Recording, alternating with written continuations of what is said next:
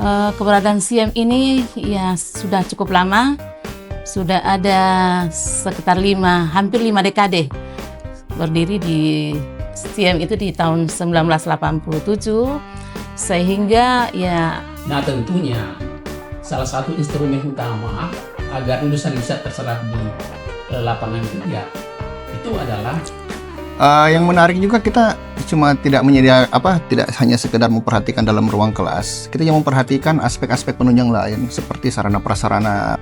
Bidang kemahasiswaan, dunia kampus adalah dunia mahasiswa. Jadi memang di STEM Bongaya kami membina beberapa kegiatan-kegiatan kemahasiswaan, karena kemahasiswaan itu sesuai dengan aturan terbaru bahwa. Assalamualaikum warahmatullahi wabarakatuh. Waalaikumsalam warahmatullahi wabarakatuh. Kembali lagi bersama saya Atswat Syam di podcast Herald Indonesia. Kali ini kita akan mengangkat tema dunia pendidikan tinggi, khususnya kita berada di STEM Bongaya, salah satu kampus ekonomi terkemuka di Indonesia Timur. Saya saat ini bersama dengan ibu-ibu yang cantik dan bapak-bapak ganteng ini. Mereka adalah pimpinan STEM Bongaya. Saya perkenalkan, mulai dari sebelah saya ada Pak Dr. Rahman Pura, SE MSc AKCA. Ya, beliau adalah wakil ketua 1 di STEM Bongaya. Kemudian di sebelah beliau ada Prof. Dr. Hajah Janati Tangisalu, SE MSc. Beliau adalah ketua STEM Bongaya. Kemudian di sebelah beliau ada Dr. Insinyur Samsu Alam STMM. Ya, beliau adalah wakil ketua 2 STEM Bongaya. Kemudian yang paling ujung ada Dr. Hasbiadi SEMM, wakil ketua 3 STEM Bongaya. Baik, saya langsung saja. Mungkin yang pertama ke Prof. Janati. Prof, bagaimana sih gambaran secara umum mengenai STEM Bongaya saat ini, Prof? Silakan, Prof. Terima kasih Pak Aswat. Assalamualaikum warahmatullahi wabarakatuh. Waalaikumsalam. Ya, ingin bercerita sedikit tentang SIEM, gambaran umum SIEM. Ya, SIEM Bongaya itu adalah salah satu perguruan tinggi swasta yang berada di Makassar. Keberadaan SIEM ini ya sudah cukup lama, sudah ada sekitar hampir 5 dekade berdiri di SIEM itu di tahun 1987, sehingga ya kurang setahun sudah 50 tahun. Sehingga keberadaan SIEM itu saya kira sudah dikenal oleh masyarakat luas, khususnya di kawasan timur Indonesia dan tentu secara nasional. SIEM ini punya komitmen untuk selalu melahirkan lulusan yang kompeten di bidang, kebetulan kami di bidang ekonomi dan bisnis, tentu menghasilkan lulusan yang siap bersaing di dunia kerja dan dunia bisnis. Dalam perjalanan STEM Bongaya ini awalnya cuma 1 prodi, yaitu prodi manajemen. Kemudian sekarang sudah ada 5 prodi, yaitu 2 prodi di strata 1, yaitu prodi manajemen dan prodi akuntansi. Kemudian di strata 2 ada magister akuntansi dan magister manajemen, dan di prodi S3 ada program doktor ilmu manajemen. Sehingga sekarang kami sudah ada 5 prodi. Dari segi mutu pendidikan, alhamdulillah kelima program studi ini sudah terakreditasi dari lembaga nasional, dalam hal ini Lememba. Di program studi strata 1, dua-duanya sudah terakreditasi baik sekali. Begitupun di program magister, baik magister akuntansi maupun manajemen, sudah terakreditasi baik sekali. Kemudian untuk program doktor sudah terakreditasi, dan mudah-mudahan insya Allah di tahun ini sudah bisa menghasilkan doktor. Saya kira itu gambaran singkat mungkin Pak Aswat. Terima kasih. Ya, Prof. Makasih, Prof. Terus apa pesan Prof terhadap siswa SMA, SMK maupun MA di luar sana, Prof, atau masyarakat umum yang ingin melanjutkan pendidikan di perguruan tinggi, Prof? Makasih Pak Aswad. Jadi pesan untuk anak-anakku baik dari SMU, SMK maupun dari madrasah aliyah ataukah masyarakat yang sudah bekerja baik ASN maupun karyawan ataukah pelaku bisnis, saya kira STIM ini adalah tempat untuk bisa meraih cita-cita. Tentu sesuai tadi bahwa kami berkomitmen untuk menghasilkan lulusan yang siap bersaing dari segi kompeten akademiknya maupun dari segi bisa beradaptasi dengan perkembangan teknologi. Saya kira jangan ragu, STIM adalah mitra terbaik untuk mengantarkan anak-anakku atau bapak ibu yang ingin meraih cita-citanya di STIM Bongaya. Makasih, Prof. Saya ke Pak Dr. Rahman. Ya, Pak Rahman, bagaimana kurikulum STIM Bongaya ini dirancang agar sesuai dengan kebutuhan dunia kerja? Oke. Assalamualaikum warahmatullahi wabarakatuh. Waalaikumsalam. Selamat siang dan salam sejahtera untuk kita semua. Terima kasih dari pihak Heral telah mengundang kita untuk mendiskusikan tentang bagaimana pendidikan di Indonesia, khususnya di STIM Bongaya. Baiklah, sesuai dengan bidang saya, yaitu akademi, salah satu faktor utama itu adalah tentang kurikulum. Ya. Nah, seperti apa yang telah disampaikan oleh Ibu Ketua tadi, bahwa STIM Bongaya ini kan bagaimana menghasilkan lulusan itu bisa terserap di lapangan kerja yang bisa dimanfaatkan oleh stakeholder. Nah, tentunya salah satu instrumen utama agar lulusan bisa terserap di lapangan kerja itu adalah kurikulum. Gitu. Nah, kurikulum ini kan menjadi panduan atau acuan di dalam pengembangan sebuah pendidikan. Gitu. Oleh karena itu kami di STIM Bongaya itu berkomitmen gitu ya, bagaimana merancang kurikulum itu agar lulusan yang dihasilkan oleh STIM Bongaya itu dapat terserap di lapangan kerja dan bisa dimanfaatkan oleh oleh stakeholder intinya. Oleh karena itu kami berupaya semaksimal mungkin di dalam melakukan, jadi kurikulum kami ini terus kita melakukan revisi secara berkala dalam rangka untuk menjawab kebutuhan-kebutuhan stakeholder dan perkembangan dunia digital dunia. Sehingga ketika kita melakukan revisi kurikulum itu, setiap stakeholder itu kita undang, gitu ya. Kenapa kita undang? Karena untuk mendapatkan informasi kira-kira apa yang dibutuhkan oleh stakeholder tentunya. Sehingga kita buat dalam bentuk lomba karya dalam rangka menyusun kurikulum itu. Nah, itu yang pertama. Jadi kita harus melibatkan stakeholder itu di dalam perancangan kurikulum. Itu yang pertama. Yang kedua, selain kita melibatkan stakeholder, kita juga taat terhadap regulasi kan gitu ya. Nah, karena suatu perguruan tinggi itu baik gitu ya, harus mengikuti regulasi yang telah ditetapkan. Sehubungan dengan kurikulum ini, maka regulasi mengatakan bahwa kurikulum harus kita susun berbasis OB gitu ya, outcome based education. Nah, ini kita sudah di STIM Bongaya kita sudah menerapkan itu. Dan alhamdulillah dalam waktu dekat kita kan sudah 4 tahun berjalan, kita mencoba untuk merevisi kembali, jadi merevisi kembali tentang kurikulum berbasis OB begitu ya.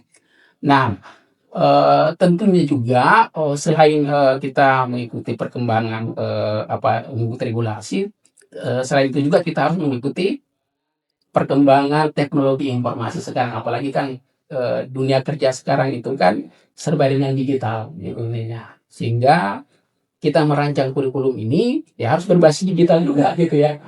Nah, implementasinya seperti apa? Dalam bentuk mata kuliah itu ya.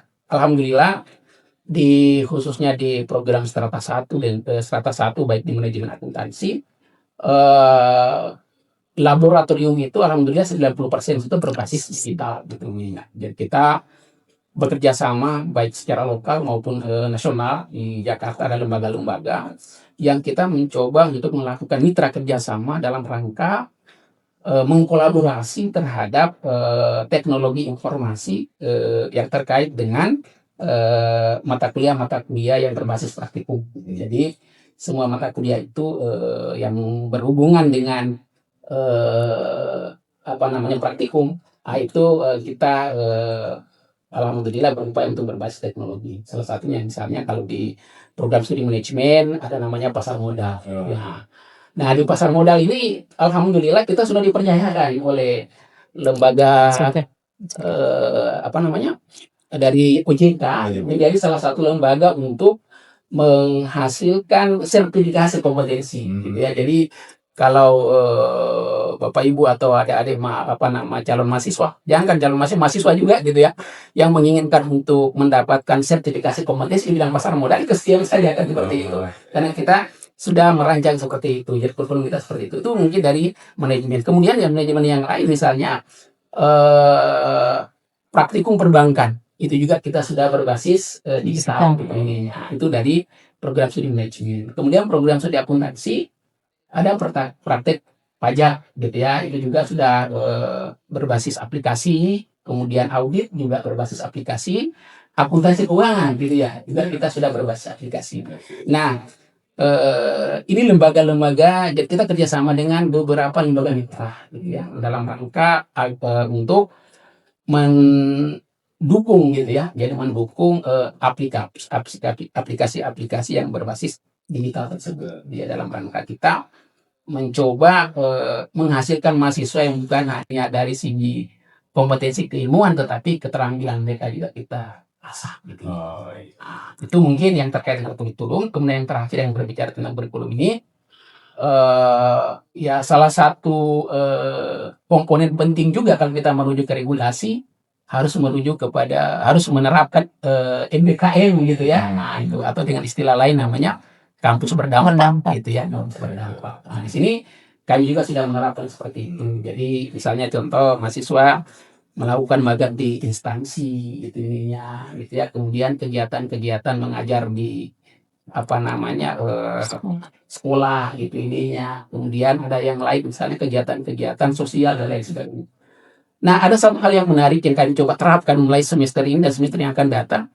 Kalau mahasiswa gitu ya yang mempunyai prestasi gitu ya di bidang akademik dan non akademik, itu kita akan rekognisi atau berikan dia pengakuan dalam bentuk SKS gitu ya. Jadi kalau dia juara misalnya lokal, dia kira-kira kayak itu kan berapa SKS gitu ya. Kemudian nasional dan internasional. Nah, itulah sebagai bentuk penghargaan kepada mahasiswa-mahasiswa yang berprestasi. Jadi itu sudah kita rancang dalam kurikulum itu sudah. Kurang lebih seperti itu kalau kita lihat dalam kurikulum. Iya, Pak. Ya. Baik, Pak. Pertanyaan kedua ini Pak Rahman terkait ini kan juga pasti menarik minat calon mahasiswa itu dari kualitas staf pengajarnya, Pak. Ya, bagaimana sih kualitas dosen yang ada di STM Bongaya ini? Oke, terima kasih Pak Swat. Ya, jadi salah satu faktor tadi adalah kurikulum. Faktor yang lain yang mungkin turut berperan penting di dalam menghasilkan lulusan berkualitas itu adalah sumber daya manusia, dalam hal ini dosennya. Alhamdulillah dari sisi kualitas pendidikan gitu, kita di STM Bongaya, dosen-dosen di STM Bongaya itu kalau saya hitung itu 80% itu sudah berkualifikasi dokter gitu ya. Dokter sesuai dengan bidangnya gitu ya. Baik di bidang manajemen maupun di bidang akuntansi, dan juga beberapa dosen yang lain sebenarnya proses pendidikan S3. Nah, itu dari sisi kualifikasi pendidikan. Artinya apa? Dosen-dosen kita ini sudah sudah profesional gitu di dalam rangka mendidik mahasiswa kita. Kemudian alhamdulillah 80% sampai 90% itu dosen kita ini sudah tersertifikasi. Jadi dari sisi profesionalisme, saya kira kualifikasi dosen sudah mumpuni gitu ya, dalam rangka mengarahkan mahasiswa untuk menjadi mahasiswa yang berprestasi baik akademik maupun non akademik, sehingga paling tidak siap digunakan di dunia kerja ketika mereka selesai. Kira seperti itu Pak. Siap. Ya. Baik.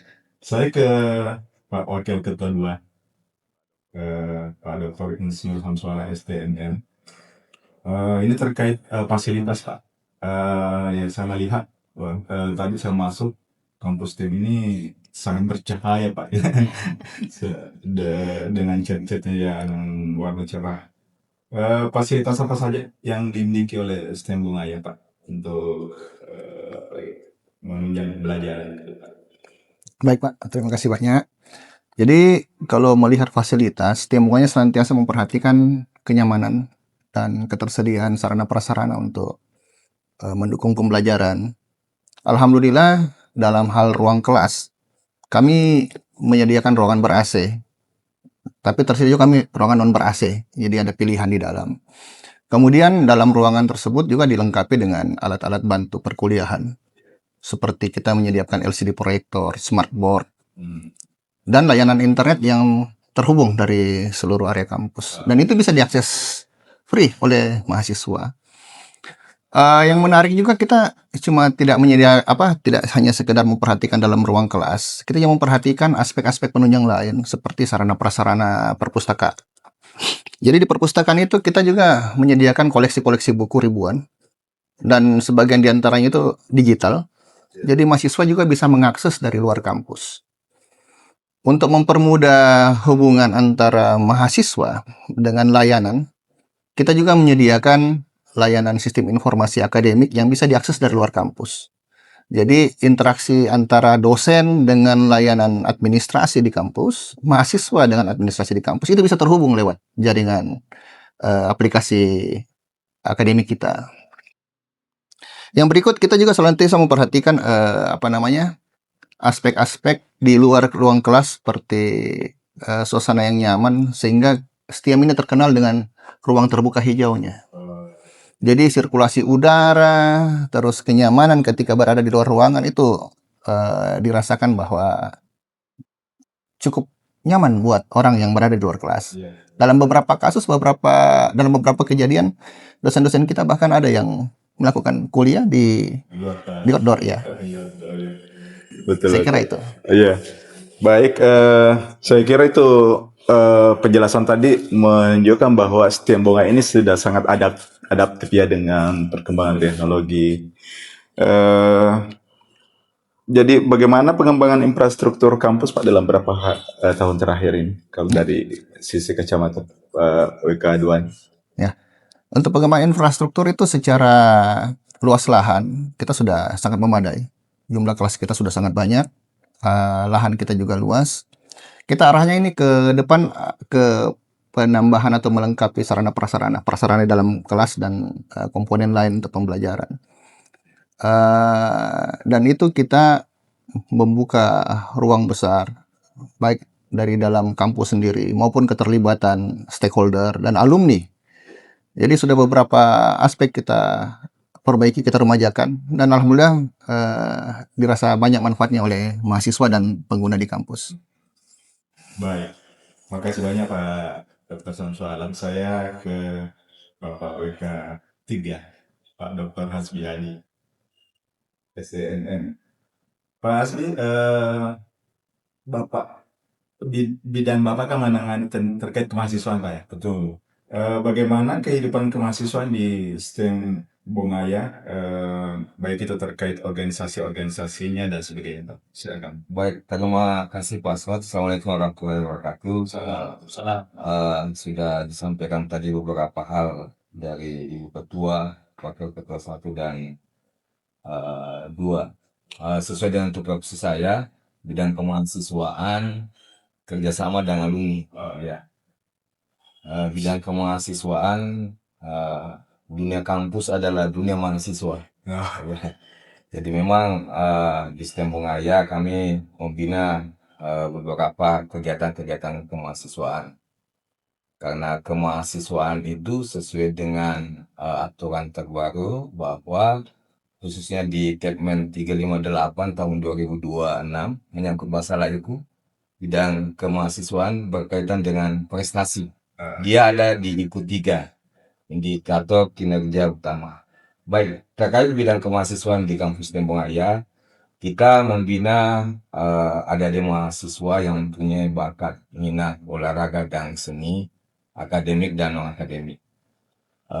Kalau di kampus STEM Bungaya itu ada organisasi internal dan eksternal khususnya. kita membina ini, kalau di internal ke organisasi kemahasiswaan ada badan eksekutif mahasiswa, kemudian ada organisasi himpunan mahasiswa jurusan manajemen HMJM, kemudian himpunan mahasiswa jurusan akuntansi.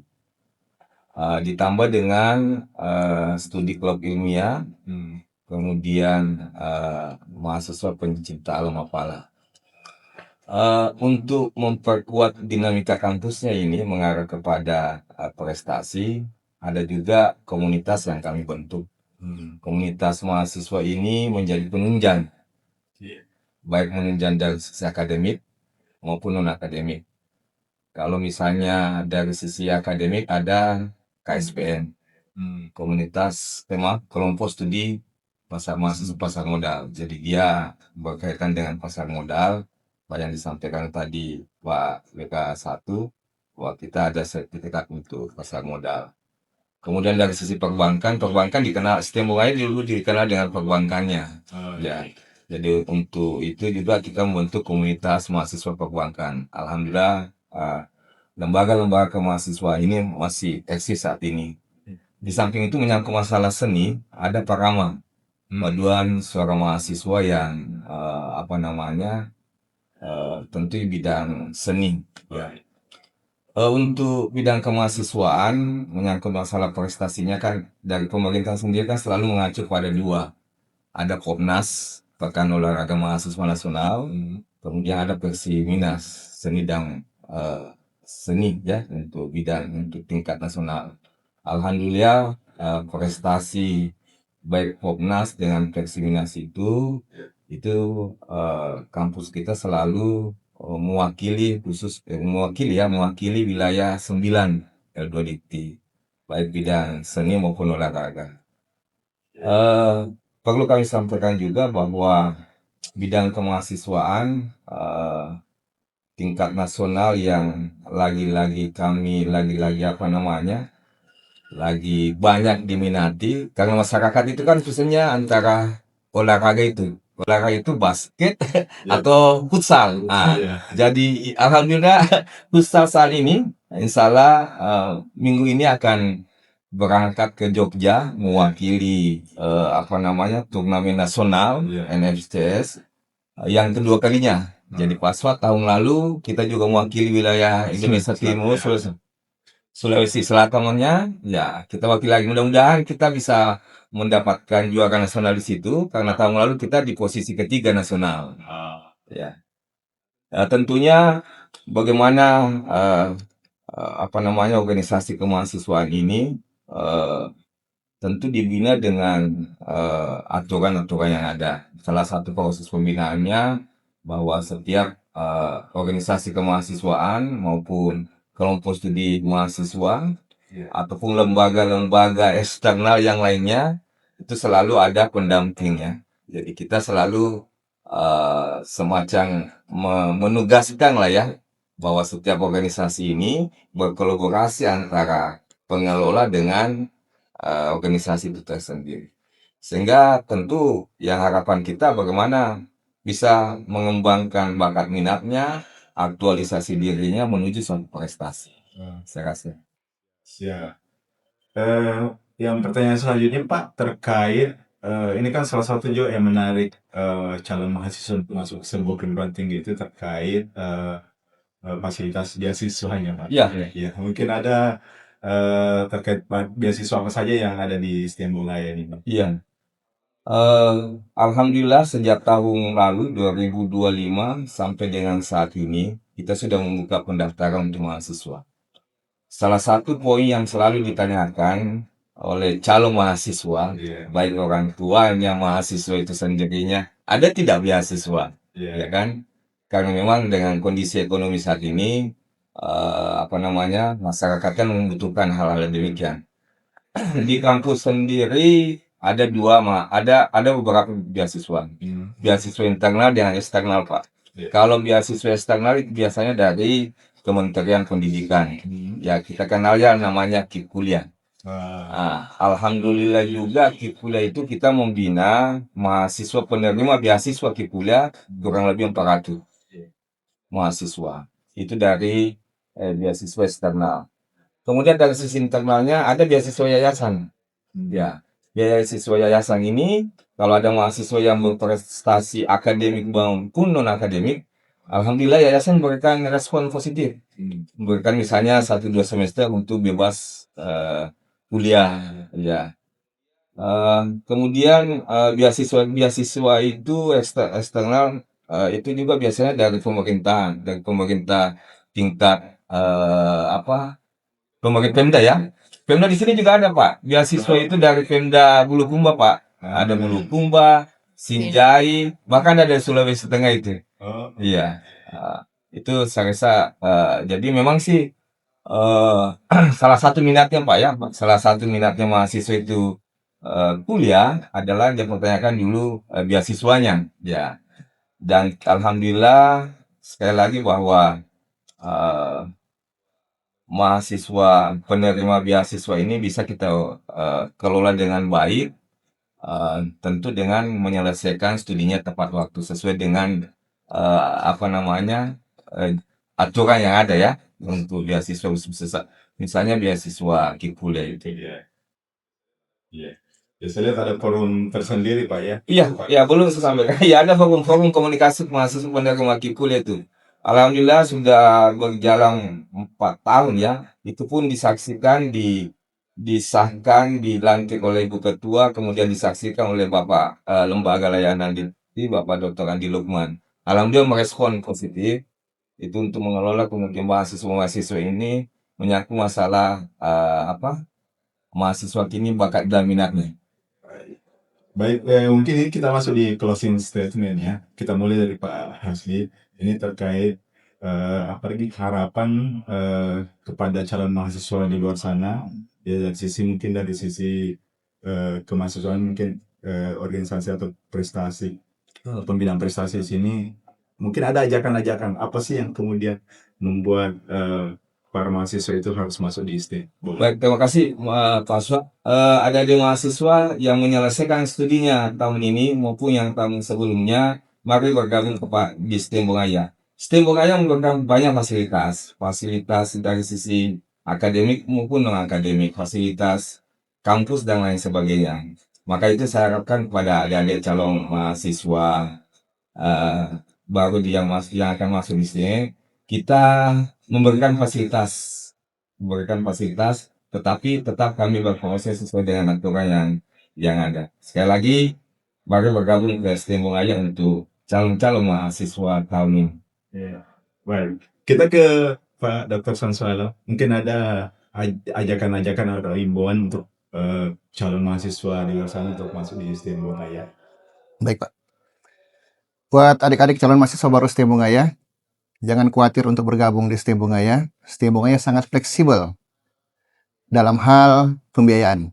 Sehingga bagi yang mampu maupun kurang mampu, kita akan membantu supaya adik-adik bisa sekolah dengan baik. Ini sesuai dengan amanah almarhum Prof.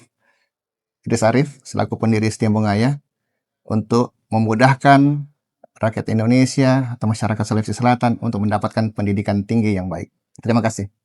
Baik. Kita ke Pak Rahmat sebelum ke Prof. Silakan. Oke, menarik itu semua yang STEM. The gate of success. Jadi pintu gerbang menuju kesuksesan. Jadi kepada anak-anakku sekalian, adik-adikku sekalian, calon mahasiswa baru, kalau mau Anda sukses ke depan, mari bergabung di STEM Bungaya. Karena kurikulum kita di STEM Bungaya dirancang memang sesuai dengan kebutuhan stakeholder. Saya kira seperti itu. Baik, terakhir Prof. Ya. Prof. Terima kasih Pak Swat. Ya, jadi untuk calon mahasiswa baru anak-anakku semua, saya kira kami menunggu di STIAM. Jangan ragu masuk di STIAM dengan jangka waktu yang lama keberadaan STIAM di tengah-tengah masyarakat, sekira tidak diragukan lagi. Jejaring sudah sangat luas, alumni kami tersebar di mana-mana, sehingga lagi-lagi intinya jangan ragu untuk masuk di STIAM. STIAM menjanjikan insya Allah dan menjadi mitra untuk meraih sukses ke depannya. Terima kasih. Baik, Sobat Heral, demikian perbincangan kita dengan bapak-bapak dan ibu yang hebat ini terkait bagaimana pendidikan di STEM Bungaya. Jadi jangan ragu untuk segera mendaftar di STIM Bunga ya. Saya Aswad Syam, Herald Indonesia. Assalamualaikum warahmatullahi wabarakatuh. Waalaikumsalam warahmatullahi wabarakatuh. Silakan.